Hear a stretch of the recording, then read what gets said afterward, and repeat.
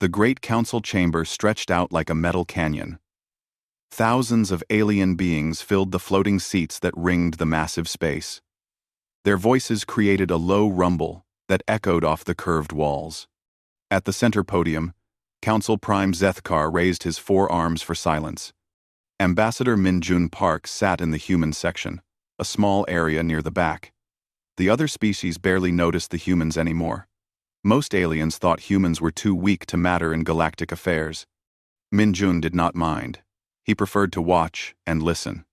The Vorthok have struck again, Zethkar announced. His insect-like voice clicked through the translation device. 3 more colonies have fallen in the past month. A wave of fear rippled through the chamber. Min-Jun leaned forward in his seat. He had heard whispers about the Vorthok, but never in an official council meeting. The attack on Kepler-7 was total, continued a tall, blue-skinned delegate. No survivors. The Vorthok left nothing but empty buildings and bloodstains. What about the defense forces? Asked another alien. This one looked like a walking tree with silver bark. Destroyed in the first hour, Zethkar replied. The Kepler defense grid included 50 warships and orbital cannons. The Vorthok tore through them like paper. Min-Jun pulled out a small tablet and began taking notes. The other ambassadors were too busy panicking to notice him writing down every detail.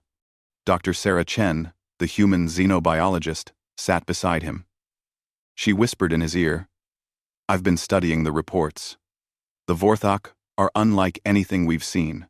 "Tell me more," Min-Jun whispered back. "They're massive. Each one stands 12 feet tall. 6 limbs, crystalline armor that deflects energy weapons. They regenerate from wounds in minutes. And they hunt in packs with perfect coordination." On the main display, images appeared of Vorthok attack sites. Min-Jun studied them carefully. The destruction looked complete, but something seemed wrong. The damage patterns were too precise, too methodical. "They don't just kill," explained a reptilian delegate whose scales shimmered green and gold. "They hunt for sport. My people have ancient records of Vorthok raids. They toy with their prey before the final kill." "How long have they been attacking?" asked the tree-like alien. "Our oldest records go back 800 years, the reptilian replied. "They appear without warning, destroy everything, then vanish into deep space. We've never found their home worlds." Zethkar's compound eyes swept the chamber. "The pattern is clear. The Vorthok are moving toward the inner systems, more populated areas. The death toll will be massive." "What can we do?" demanded a floating jellyfish-like creature. "Our most advanced civilizations have tried to fight them. The Keth Mori had weapons that could crack planets. The Vorthok wiped them out in 3 days." "We evacuate," said another voice. "Pull back our colonies, abandon the outer rim, and let them keep hunting innocent people?" The tree alien's branches rustled with anger. "What choice do we have? Nothing can kill them. They're perfect predators." Min-Jun continued writing. Perfect predators. That phrase would be important later. Captain Yuki Tanaka, the human colony defense coordinator, leaned over to join the whispered conversation. "Sir, I'm getting reports from our outer settlements. Long-range sensors are picking up unknown ships in the Kepler sector." Min-Jun felt his blood run cold. The Kepler sector contained several human colonies, including New Harmony. Thousands of families lived there. "Are you certain?" he asked. "The energy signatures match what other species reported before Vorthok attacks," Yuki replied. "Sir, our colonies don't have the weapons these other civilizations had. If the Vorthok come for us..." "I understand," Min-Jun said quietly. On the main floor, the debate continued. Species after species shared stories of Vorthok terror. The creatures seemed unstoppable. They adapted to every weapon, overcame every defense, and showed no mercy to any living thing. "The Zenth Ari tried using quantum bombs," explained a gas being whose words came through chemical filters. The Vorthok survived the explosions and hunted down every Zenth-Ari ship. The Molketh used biological weapons, added another delegate. Diseases that could kill anything organic. The Vorthok were immune. Even the ancient precursors feared them, whispered an elderly alien, whose species Minjun didn't recognize. Before they disappeared, the precursors left warnings carved in stone. Beware the crystal hunters who feast on fear. Dr. Chen showed Minjun her tablet. She had been analyzing the attack reports during the meeting. Look at this. The Vorthok always attack in groups of 5 to 7. They have distinct roles in combat. There's a pattern to their hunting behavior. Patterns can be studied, Minjun replied. And if something can be studied, it can be understood. And if it can be understood. Dr. Chen nodded. The debate was growing more desperate. Some species wanted to band together in massive defensive fleets. Others suggested fleeing to distant galaxies. A few proposed surrendering and hoping the Vorthok might spare some populations. The humans have been quiet, observed Zethkar suddenly. All eyes turned toward the small human section. Ambassador Park, what does your species suggest? Minjun stood slowly. He felt the weight of thousands of alien gazes upon him. Many looked at him with pity. Humans were known as one of the weakest species in the galaxy. No natural weapons, fragile bodies, short lifespans. Most aliens wondered how humans had even survived long enough to reach the stars. We will defend our colonies, Minjun said simply. A ripple of surprised clicks and whistles went through the chamber. With what? Asked a crystalline being whose voice sounded like breaking glass. Your species has no weapons that can harm Vorthok. Your ships are primitive. Your soldiers use chemical projectiles. We will find a way, Minjun replied. This is suicide, Zethkar said, though not unkindly. Your species should evacuate immediately. There is no shame in retreating from an unwinnable fight. Thank you for your concern, Minjun said. But humans do not abandon their families. Families. The chamber erupted in discussion. Some aliens called it brave but foolish. Others said it was simply ignorance of the Vorthok threat. Minjun sat back down as the meeting dissolved into smaller arguments. Captain Tanaka looked worried. Sir, with respect, they're right. Our weapons are nothing compared to what these other species had. How can we fight something that destroyed civilizations more advanced than ours? I don't know yet, Minjun admitted. But I know this. Every species here is talking about what the Vorthok can do. No one is talking about what they can't do. Dr. Chen looked up from her notes. What do you mean? Perfect predators don't exist, Minjun said quietly. Everything has weaknesses. Everything can be killed. We just have to learn how. As the council session ended and aliens began filing out, Minjun received an urgent message on his communicator. His face went pale as he read it. What is it? Dr. Chen asked. Long-range sensors have confirmed it, Minjun said. The Vorthok are heading straight for New Harmony. They'll arrive in 72 hours. The three humans sat in silence for a moment. Around them, alien delegates continued their panicked discussions about evacuation and surrender. Finally, Captain Tanaka spoke. Sir, what are your orders? Minjun looked at the images of Vorthok destruction still displayed on the main screen. Then, he thought about the families on New Harmony. Children playing in the fields. Farmers tending their crops. People living peaceful lives. Signal all human colonies, he said. Tell them the galaxy is about to learn something about humanity that we've never had to show them before. What's that, sir? What happens when someone threatens our families? The morning sun painted New Harmony's fields in golden light. Children ran between the crop rows, while their parents checked the automated farming equipment. It looked like any other peaceful day on the human colony. Colonel Jinwoo Kim watched from the command center on a hill overlooking the settlement. His weathered face showed no emotion, but his hands gripped the railing tightly. In 6 hours, the Vorthok would arrive. Final evacuation transport is loaded, reported Lieutenant Sato. But we still have 300 colonists who refuse to leave. I can't blame them, Jinwoo said. This is their home. Doctor. Elena Rodriguez entered the command center carrying a medical kit and a portable scanner. Colonel, I've finished treating the injured from the construction accident. The chemical burns are healing well. Good. We'll need everyone healthy for what's coming. The construction accident had happened 3 days ago, when workers were expanding the colony's water treatment plant. A container of industrial solvent had ruptured, splashing several workers. Dr. Rodriguez had treated them quickly, and the injuries were minor. Now that same solvent sat in storage tanks, forgotten in the panic of Vorthok preparation.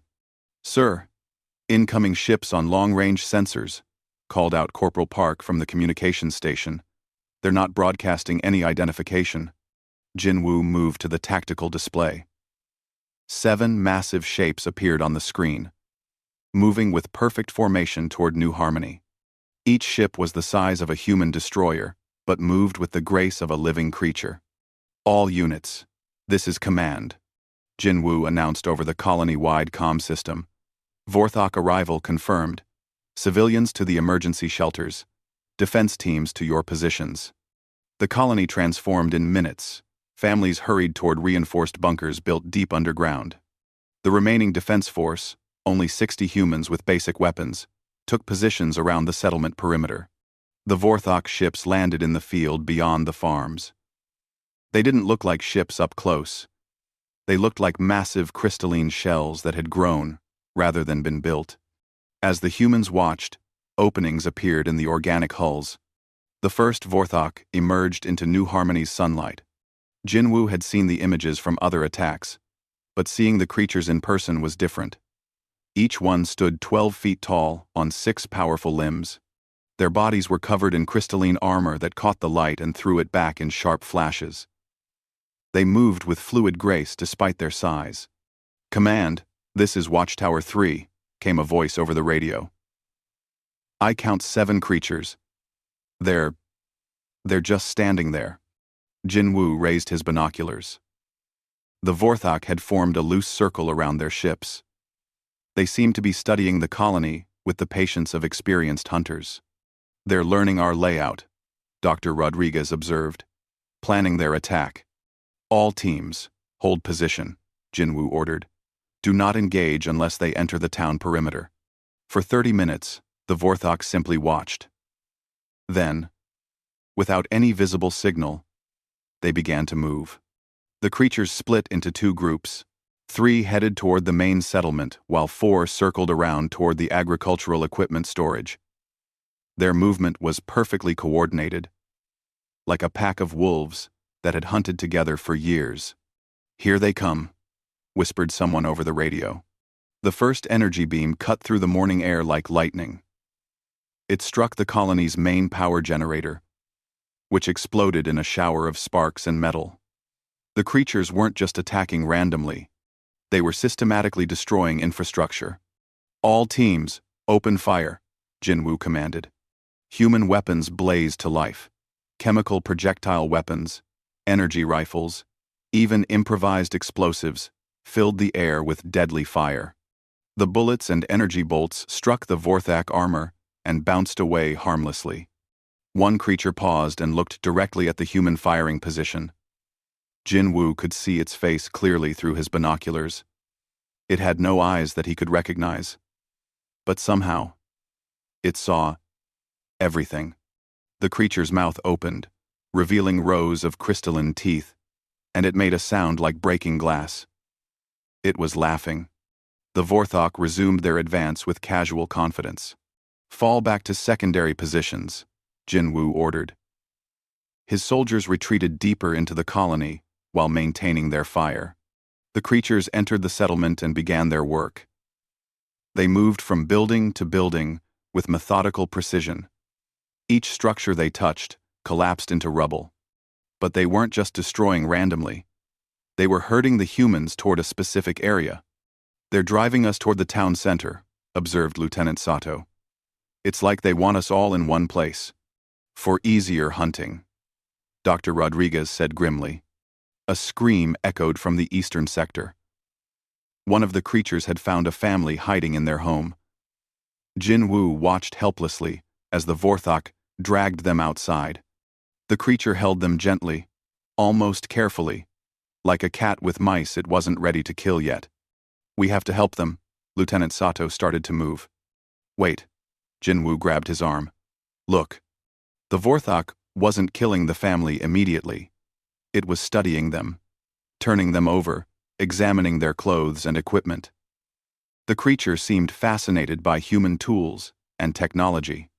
"It's learning about us," Dr. Rodriguez realized. "Just like we study new species. The difference is, we don't usually eat our test subjects," Jinwoo replied. More humans were captured as the Vorthok tightened their circle. The creatures showed no hurry. They had all the time in the world to study and play with their prey. That's when the accident happened. Dr. Rodriguez was treating a wounded soldier behind the water treatment building when a stray energy beam struck the wall above them. The blast cracked the structure and ruptured one of the chemical storage tanks. Industrial solvent poured down like rain, splashing across Dr. Rodriguez, the wounded soldier, and the ground around them. The nearest Vorthok noticed the commotion and approached to investigate. It stepped directly into the spreading puddle of solvent. The creature's reaction was immediate and violent. It screamed, a sound like shattering crystal that hurt human ears. The Vorthok stumbled backward, its legs smoking where the solvent had touched its armor. The creature fell, writhing on the ground as its crystalline armor began to dissolve. Dr. Rodriguez stared in shock. The solvent. It's eating through their armor. The dying Vorthok's screams had attracted the others. They surrounded their fallen pack mate, making rapid clicking sounds that might have been communication. One of them carefully examined the puddle of solvent, staying well clear of its edges. Jinwoo's radio crackled. "Command, did you see that? The chemical hurt it." "Confirmed." "Dr. Rodriguez, get to the storage facility. Find out everything you can about that solvent." While the Vorthok were distracted by their wounded companion, human soldiers moved through the settlement. Dr.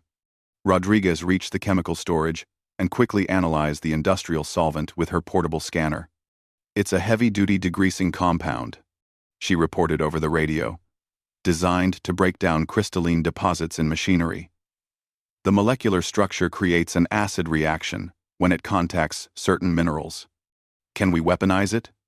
Maybe, but we don't have much left. That was almost our entire supply." The Vorthok had finished examining their fallen packmate. The creature was still alive but obviously in serious pain. The others seemed to be debating something in their clicking language. Finally, one of the larger Vorthok stepped forward and crushed the wounded creature's head with its foot. The others made soft clicking sounds that might have been grief or respect. "They killed their own wounded rather than let it suffer," Dr. Rodriguez observed. "Or rather than let us study their weakness," Jinwoo corrected. The remaining 6 Vorthok turned their attention back to the humans. But now they moved more carefully, testing the ground before each step. They had learned to fear the chemical spill. "All teams, we have a weapon?" Jinwoo announced. "Maintenance crews, I need every drop of industrial solvent, degreaser, and heavy cleaning compounds brought to the town center. Move fast."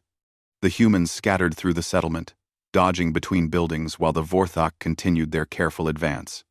Workers found cleaning supplies, maintenance chemicals, and industrial compounds from every building. "It's not much," reported Corporal Park. "Maybe 50 gallons total." "Then we make every drop count," Jinwoo replied. The Vorthok reached the town center just as the humans finished preparing their makeshift weapons. Spray bottles, fire hoses, and improvised chemical launchers filled with the precious solvent. "Remember, aim for the joints in their armor," Dr. Rodriguez called out. That's where the crystalline structure is weakest. The final battle for New Harmony began with a shower of chemical death. The first Vorthak that charged the human position screamed as solvent ate through its leg armor. It collapsed, thrashing wildly as the acid continued its work. Two more creatures tried to circle around the humans, but stepped into chemical traps the colonists had quickly prepared. But the humans were running out of solvent fast. And the Vorthak were learning to avoid the chemical attacks. One creature managed to reach the human line. Its massive claws swept 3 soldiers aside like toys. Doctor. Tencher. Doctor. Rodriguez grabbed a fire extinguisher filled with the last of the solvent and sprayed it directly into the creature's face. The Vorthak's scream shattered windows in nearby buildings. It stumbled backward, clawing at its dissolving facial armor, and fell into a building foundation filled with more chemicals. When the battle ended, 2 Vorthak lay dead, and 2 more were dying. The remaining 3 had retreated to their ships, moving carefully to avoid any remaining chemical hazards. Jin Wu surveyed the battlefield. 27 humans had died, but they had achieved the impossible. They had killed apex predators that had terrorized the galaxy for centuries. Dr. Rodriguez, start documenting everything, he ordered. I want a complete analysis of what worked and why. Yes, sir. Should I contact Earth Command? Jin Wu watched the Vorthak ships lift off and disappear into space. The creatures were retreating, but he knew they would be back. Next time, they would be prepared for human chemical weapons. Contact Earth Command, he said. Tell them we've learned how to kill gods. Now, we need to learn how to kill them all. The underground research facility on Mars buzzed with activity 24 hours a day. Scientists, engineers, and military personnel worked together in organized chaos, all focused on a single goal: understanding how to kill the Vorthak. General Heejin Lee stood before a massive display showing Vorthak anatomy. The detailed scans came from the bodies recovered at New Harmony.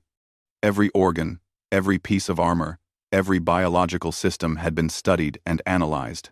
Show me what we've learned, she said to Dr. Marcus Thompson, the lead weapons researcher. The crystalline armor is their main defense, Dr. Thompson explained, pointing to the display. But it's not perfect. The acid compounds work because they break down the mineral bonds that hold the armor together. What else can break those bonds? High-frequency sonic waves can shatter the crystal structure. Electromagnetic pulses disrupt their nervous system. And extreme temperature changes make the armor brittle. General Lee nodded. What about their regeneration ability? Dr. Chen, who had been transferred from the diplomatic mission to head biological research, stepped forward. Their regeneration requires specific nutrients that they absorb from their prey. Cut off the nutrient supply, and they heal much slower. Interesting. What nutrients? Calcium, iron, and complex proteins. The same things that make up human bones and blood. General Lee felt a chill. They heal by eating their victims. Not eating exactly, more like absorbing. Their saliva contains compounds that break down organic matter and allow them to absorb nutrients through their skin. That's how they toy with their prey, realized Lieutenant Commander Sung Ho Park, the Special Operations Leader. They're not just being cruel, they're feeding, which gives us another weakness, Dr. Thompson said. Disrupt their absorption process, and they become vulnerable. Close. General Lee turned to study detailed recordings of Vorthak behavior from New Harmony. The creatures moved with perfect coordination, like a single organism with multiple bodies. Tell me about their pack intelligence. They communicate through subsonic vibrations, Dr. Chen explained. Like whales or elephants, the vibrations travel through their armor and allow instant coordination across large distances. Can we jam their communication? We're working on it.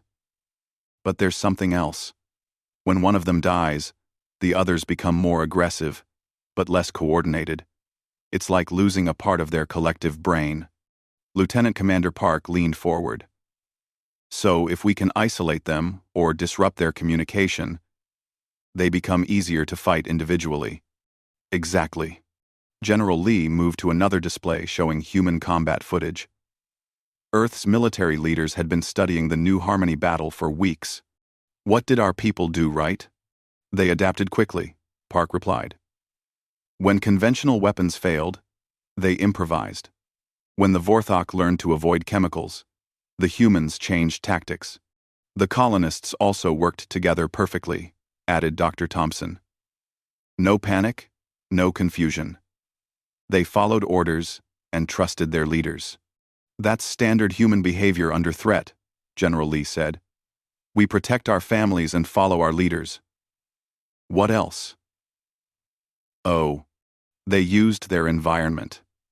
Every building, every piece of equipment, every chemical compound became a weapon. The Vorthok are used to fighting advanced civilizations with energy weapons and shields. They weren't prepared for primitive chemical warfare. General Lee smiled grimly. So, our weaknesses became strengths. Yes, ma'am. She turned to address the entire research team. I want weapons designed around everything we've learned.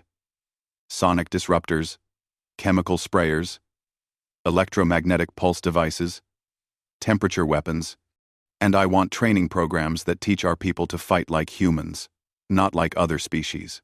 What do you mean by that? Asked Dr. Chen. Other species fight to prove they're stronger or more advanced. Humans fight to survive and protect what we love. That's a very different kind of warfare. Over the following weeks, human military doctrine was completely redesigned. The new weapons were simple but effective. Sonic grenades that could shatter Vorthok armor, chemical sprays that disrupted their healing process, electromagnetic pulse rifles that scrambled their nervous systems. But the most important changes were in tactics. Forget everything you know about galactic warfare. Lieutenant Commander Park told a group of new recruits. Energy shields, orbital bombardments, massive ship battles. That's not how humans fight. He gestured to a tactical display showing ancient Earth battles. We fight like our ancestors hunted mammoths. We work together. We use our environment. We adapt to whatever works. And we never give up until the threat is dead. The first test came sooner than expected. 3 weeks after the New Harmony attack, Vorthok ships appeared near the colony of Haven's Rest. This time, humanity was ready. Captain Tae-hyun Jung led the first human strike force designed specifically for fighting Vorthok. His team of 60 soldiers carried the new weapons and had trained for weeks in Vorthok combat tactics. Remember, they expect us to fight like other species, he told his team, as their ships approached Haven's Rest. They expect energy weapons, direct confrontation, and predictable tactics. We're going to give them something completely different. The Vorthok had landed near Haven's Rest and begun their usual systematic destruction. But this time, the human colonists had evacuated completely. The Vorthok found empty buildings and no prey to hunt. Phase 1, Captain Jung announced. Human soldiers emerged from hidden positions around the landing site. They didn't attack the Vorthok directly. Instead, they used sonic weapons to jam the creature's communication. The Vorthok immediately became confused. They clicked and vibrated frantically, trying to re-establish contact with their packmates. For the first time in centuries, they couldn't coordinate their actions. Phase 2. Temperature weapons activated around the landing zone. Superheated gases mixed with frozen compounds created extreme temperature fluctuations. The Vorthok armor, designed for stable conditions, began to crack and weaken. The creatures tried to reach their ships, but human soldiers had prepared the battlefield carefully. Every path was trapped with chemical mines and electromagnetic pulse devices. Phase 3. Pack hunting tactics. The human soldiers attacked in coordinated groups, just like wolves hunting large prey. They struck from multiple directions, retreated when the Vorthok tried to counterattack, then struck again from different angles. The Vorthok were strong and fast, but they couldn't adapt to the constantly changing human tactics. Every time they learned to counter one approach, the humans switched to something new. One by one, the Vorthok fell. Not to superior technology or overwhelming force, but to human persistence and adaptability. When the battle ended, all 7 Vorthok were dead. The human strike force had lost only 3 soldiers. Captain Jung stood over the body of the largest Vorthok, a creature that had probably terrorized dozens of worlds. Now, it was just dead meat, cooling in Haven's Rest's afternoon sun. "Command. This is Strike Force Alpha," he reported. "All targets eliminated. Haven's Rest is secure." "Confirmed, Alpha. Outstanding work." Jung looked at his soldiers. They were tired, but victorious. More importantly, they were no longer afraid of the galaxy's apex predators. "Sir, what's next?" asked Sergeant Kim. Jung smiled. "Next, we teach the galaxy something they've forgotten. Predators only stay on top until something better comes along." News of the Haven's Rest victory spread through human space and beyond. Other species watched in amazement as humans achieved what advanced civilizations had thought impossible. But Jung and his team were already planning their next move. They had learned something important during the battle. The Vorthok weren't just random raiders. They were following specific patterns, hunting in territories they had claimed centuries ago. "We can track them," Dr. Chen reported from her analysis of Vorthok ship movements. "They follow migration routes through space, just like ancient hunters following animal herds. Then we can predict where they'll go next," General Lee realized. "And be waiting for them," Captain Jung added. The hunt was about to become much more interesting. For the first time in galactic history, the Vorthok were going to discover what it felt like to be prey. But they wouldn't have long to learn the lesson. Humanity had decided that some predators were too dangerous to let live. The word spread through human military channels. No more defensive battles. No more waiting for attacks. It was time to take the fight to the Vorthok, on humanity's terms. The galaxy was about to learn why humans had survived and thrived on a world full of creatures that should have eaten them long ago. Admiral So-Young Choi studied the galactic map displayed in her flagship's command center. Red markers showed known Vorthok territories. Blue markers showed human colonies. Green markers showed the locations where human forces had successfully eliminated Vorthok hunting packs. In the past 6 months, there were a lot of green markers. "Status report," she ordered. "Operation Persistence has eliminated 37 Vorthok packs across 18 star systems," reported her tactical officer. "Total enemy casualties: 214 confirmed kills. Human losses: 43 soldiers killed in action. 71 wounded." Admiral Choi nodded grimly. Those were good numbers for what they were fighting. But every human life lost mattered. Each soldier was someone's child, parent, or partner. "Admiral, incoming transmission from Captain Jung's strike force," announced the communications officer. The main screen switched to show Captain Taehyun Jung standing in what looked like a Vorthok nest. The crystalline structures behind him were partially destroyed, and his armor showed signs of recent combat. "Admiral, Strike Force 7 has secured the breeding facility in the Chronos system," he reported. 43 adult Vorthok eliminated. "We also found something you need to see." The camera moved to show a section of the nest that had been carefully preserved. Inside crystalline chambers, dozens of young Vorthok floated in some kind of growth fluid. They were small, maybe 3 feet tall, and their armor hadn't fully formed yet. "Juveniles," Captain Jung continued. "They're not fully developed. Our xenobiologist says they're probably still learning basic behaviors." Admiral Choi studied the young creatures. They looked almost innocent compared to their adult relatives, but she knew that in a few years, they would grow into the same monsters that had terrorized the galaxy for centuries. What's your recommendation, Captain? That's why I'm calling you, ma'am. The young ones haven't done anything wrong yet. They're just animals following their nature.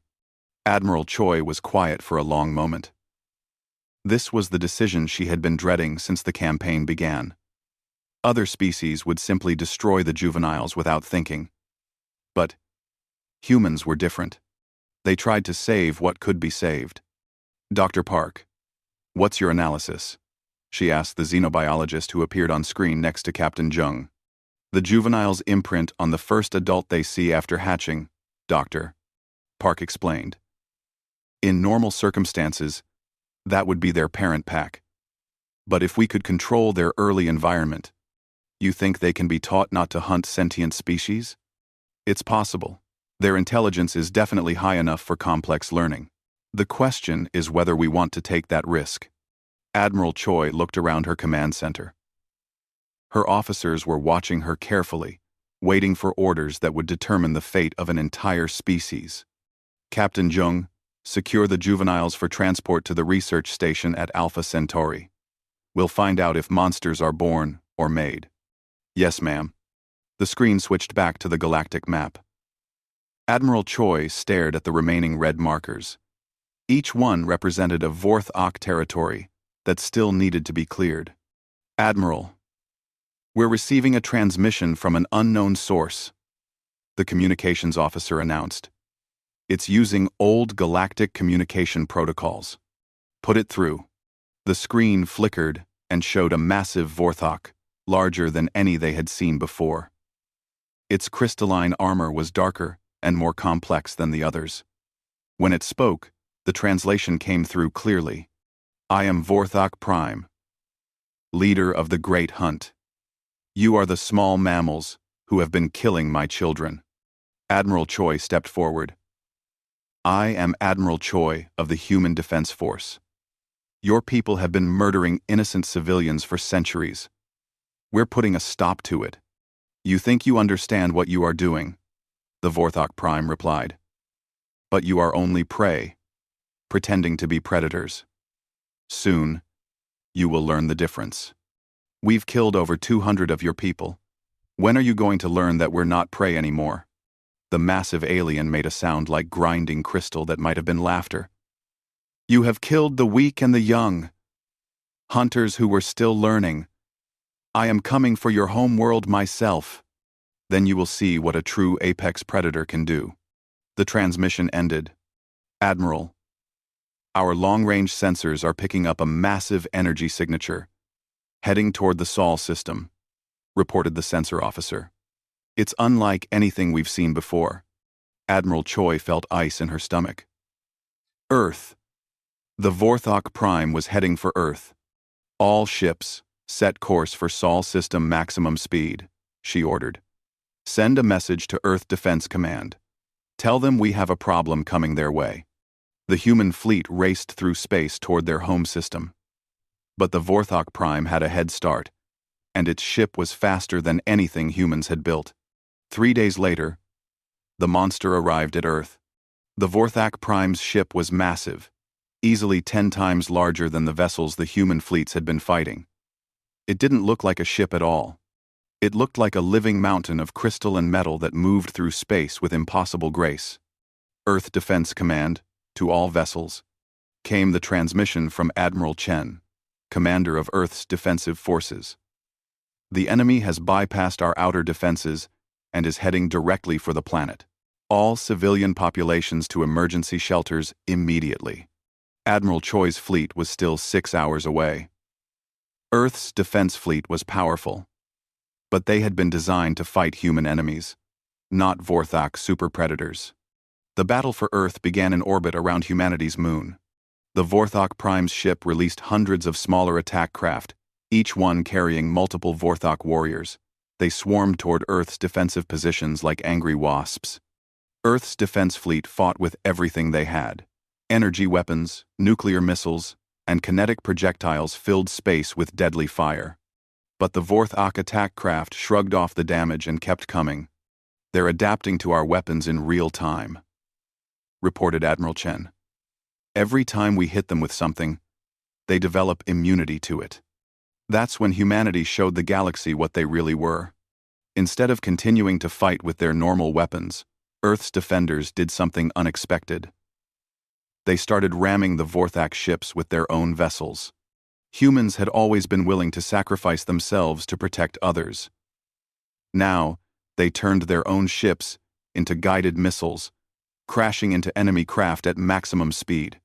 The Vorthak were not prepared for kamikaze attacks.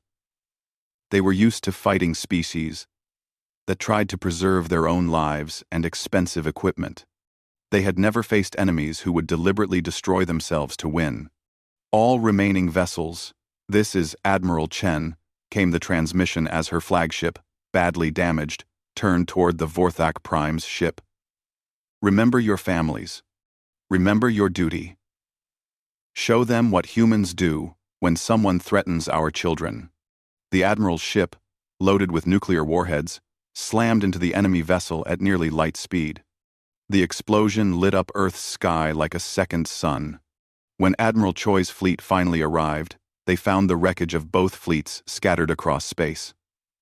The Vorthak Prime's massive ship was broken in half, but it was still alive. Energy readings showed that the creature inside had survived. "Admiral, we're detecting movement on the Earth's surface," reported the sensor officer. "The Vorthak Prime has reached the planet." Admiral Choi looked at the tactical display showing Earth. Major cities were going dark, one by one, as the massive creature moved across the surface. Millions of humans were in underground shelters, but they wouldn't be safe for long. "All strike forces, prepare for planetary assault," Admiral Choi ordered. "We're going to finish this." Trike forces. Lev. Admiral. Trike. Admiral. "Ma'am, our weapons might not be enough," warned Captain Jung, who had just arrived with his fleet.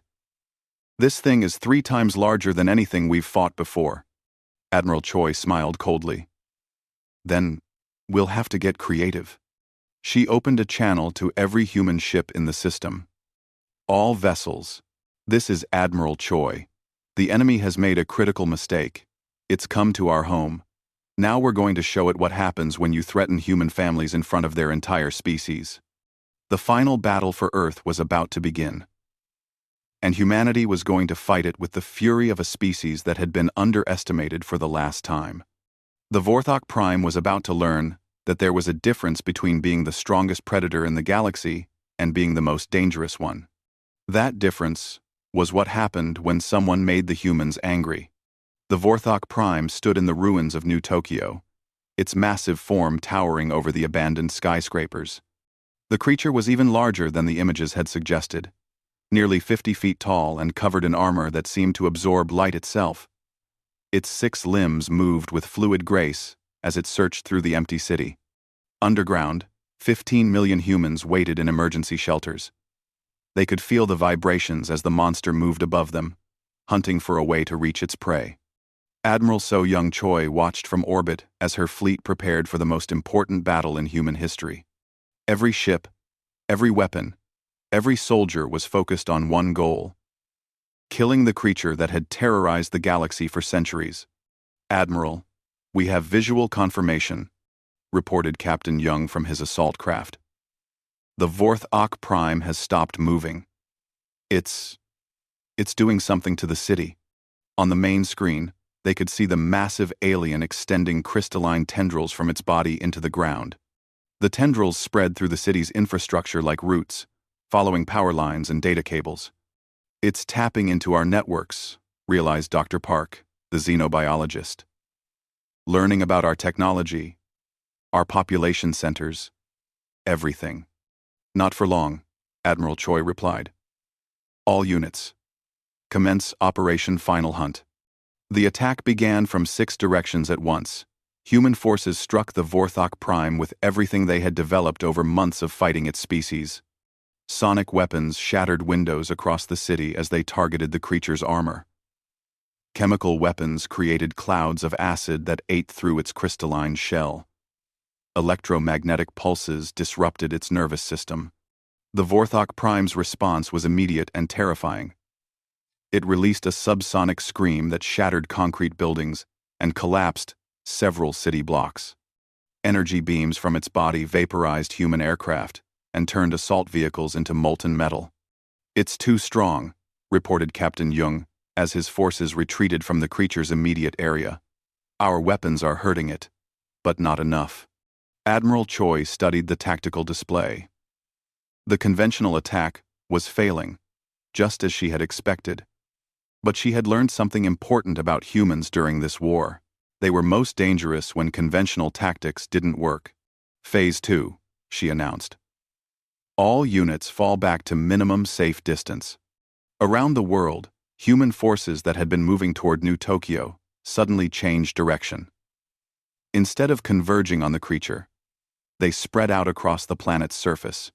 "Admiral, what are your orders?" asked Captain Jung. "We're going to use the oldest human hunting technique," Admiral Choi replied. "We're going to drive our prey into a trap." The Vorthok Prime had been studying human technology through the city's networks. It had learned about human weapons, human tactics, and human weaknesses, but it had also learned about human infrastructure, including the global network of seismic monitoring stations that tracked earthquake activity. "Dr. Park, how much force would it take to trigger the fault line under New Tokyo?" Admiral Choi asked. The xenobiologist's face went pale. "Admiral, you're not suggesting. Answer the question." "The Pacific Plate fault system is already under stress. A concentrated electromagnetic pulse at exactly the right frequency might trigger a magnitude 8 earthquake, but the damage to the surface would be enormous. The city is already evacuated. What about the creature?" Dr. Park ran calculations on her tablet. "The Vorthok Prime weighs approximately 800 tons. An earthquake of that magnitude would drop it into the fault line itself. The crushing pressure at that depth would be more than even its armor could withstand." Admiral Choi opened a channel to the Global Defense Network. "This is Admiral Choi to all seismic stations. Prepare for synchronized electromagnetic pulse burst at coordinates I'm transmitting. We have one chance to do this right." "Ma'am," interrupted the communications officer. "We're receiving a transmission from the Galactic Council." The screen split to show Ambassador Minjun Park, now serving as humanity's senior diplomat to the galaxy. Behind him, the council chamber was filled with representatives from dozens of species, all watching the battle for Earth. "Admiral, the council is asking about human intentions after this battle," Ambassador Park said carefully. "Many species are concerned about what humanity might do once the Vorthok threat is eliminated." Admiral Choi understood. The other species had watched humans systematically hunt down and eliminate the galaxy's apex predators. Now they were wondering if humanity would turn that same efficiency against other targets. "Tell the council they have nothing to fear from us," she replied. "Humans only hunt monsters. Some species are suggesting that the definition of monster might be subjective," Ambassador Park said delicately. Admiral Choi looked at the image of the Vorthok Prime destroying her homeworld. "Ambassador, ask them this.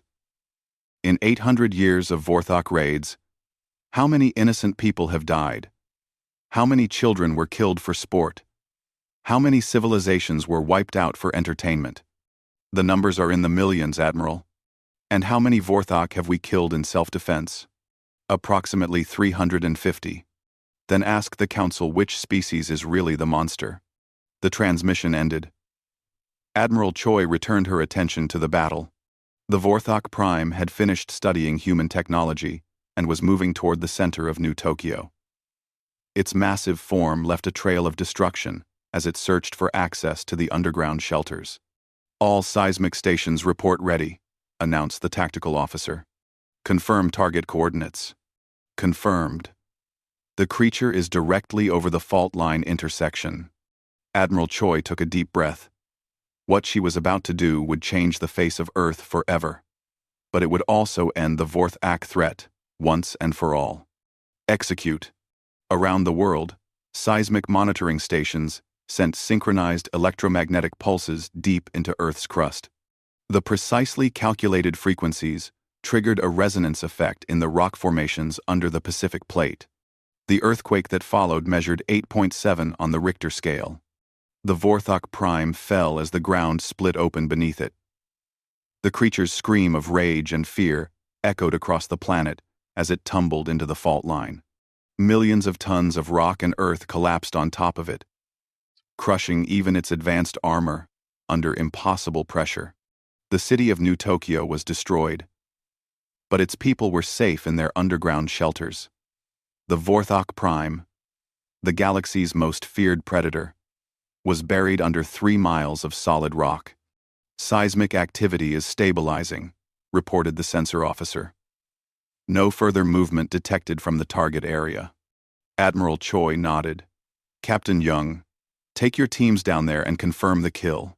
3 hours later, Captain Jung's voice came over the comm system. Admiral, we've reached the target site.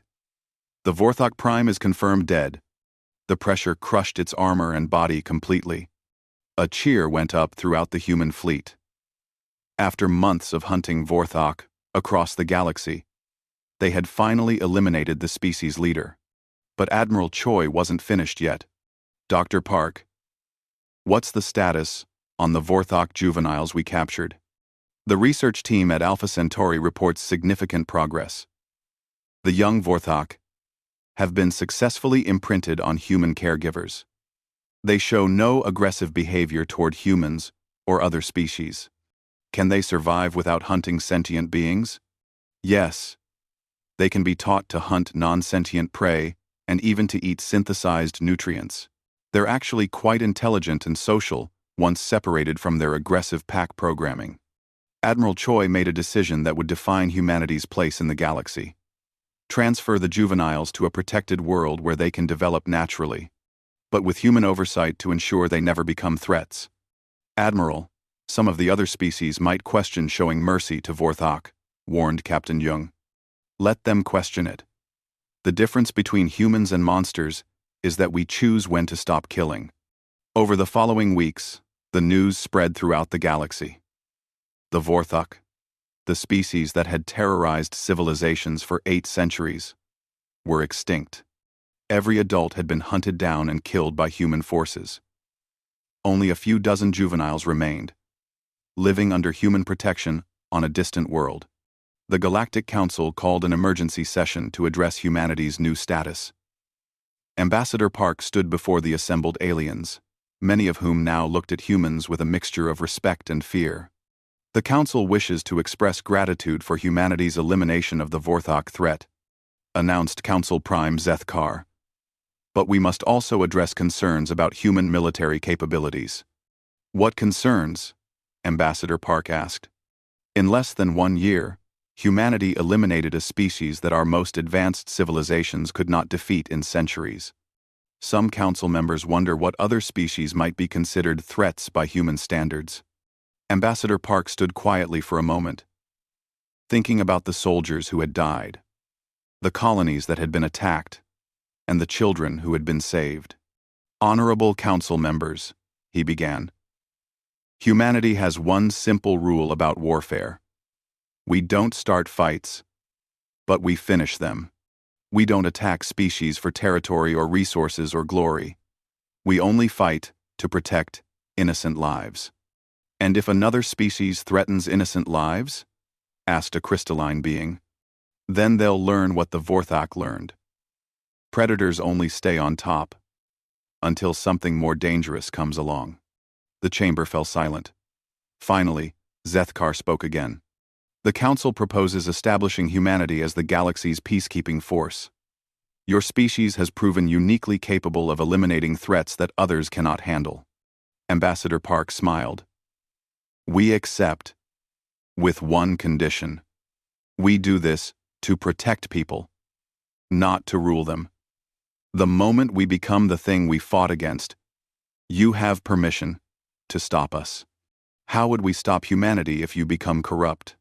The same way we stopped the Vorthok. Together. Years later, children throughout the galaxy learned new stories. Instead of hiding from apex predators in the darkness of space, They played safely in colonies, protected by human peacekeepers. The galaxy had learned an important lesson. Sometimes the most dangerous predator is the one that looks harmless until you threaten something it loves. And humans loved everything that was innocent and defenseless. The monsters were gone. The protectors had taken their place. The galaxy was finally safe.